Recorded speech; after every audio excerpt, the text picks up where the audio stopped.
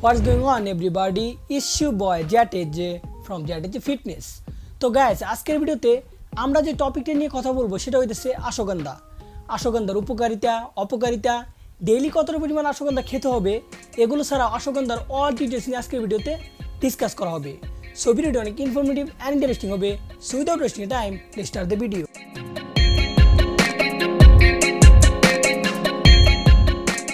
Alright guys, ashwagandha এর উপকারিতাগুলো জানার আগে প্রথমে আমাদের অশ্বগন্ধা সম্পর্কে শর্ট ইনফরমেশন জেনে নেওয়া দরকার। তো অশ্বগন্ধা হচ্ছে এক প্রকার ঔষধ। এটা আয়ুর্বেদিক ওষুধে প্রচুর পরিমাণে ব্যবহার করা হয়। তো আপনি এটা খুব ইজিলি বাজারে পেয়ে যাবেন। আপনি যদি চান যে এটা ফুটপাথ থেকে কিনবেন তাও কিনতে পারবেন, আবার যদি চান যে সুপার মল থেকে কিনবেন তাও কিনতে পারবেন। তো এটা দুইটা ফর্মে পাওয়া যায়, একটা হইতেছে আপনার পাউডার ফর্ম, আরেকটা হইতেছে আপনার ক্যাপসুল ফর্ম। তো আপনি দুইটার যে কোনো একটা কিনলেই হবে। তো আমি কিনছিলাম পাউডার ফর্মে। তো আমি 50 গ্রাম অশ্বগন্ধা পাউডার কিনছিলাম 25 টাকা দিয়ে। তো আপনি খুব ইজিলি এটা বাজারে পেয়ে যাবেন। তো এটা সম্পর্কে আমরা শর্টকাট ইনফরমেশন জানলাম।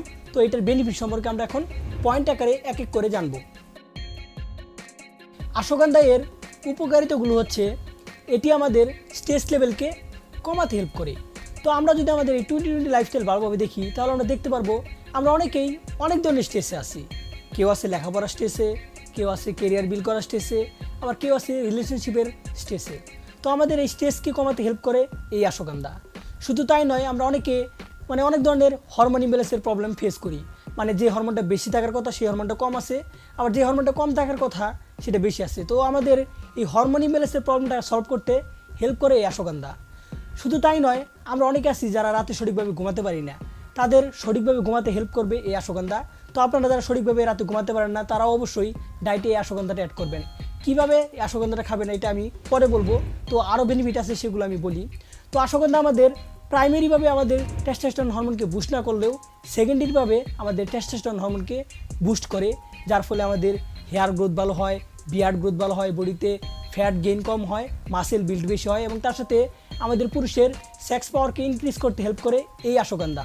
সো অবশ্যই আপনার ডায়েটে অশ্বগন্ধা অ্যাড করতে ভুলবেন না।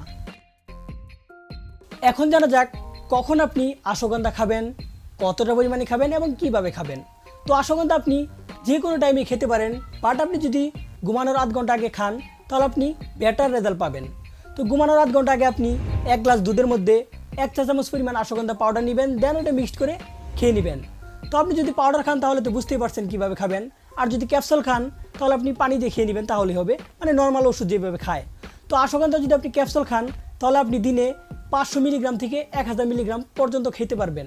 আর যদি পাউডার খান তাহলে আপনি দিনে 1 চা চামচ পরিমাণ পাউডার খাবেন, এর বেশি না খাওয়াই ভালো।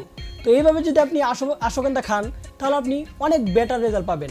তো আশা করি আপনারা বুঝতে পেরেছেন যে অশ্বগন্ধা কীভাবে খেতে হবে, কতটা পরিমাণ খেতে হবে এবং কখন খেতে হবে।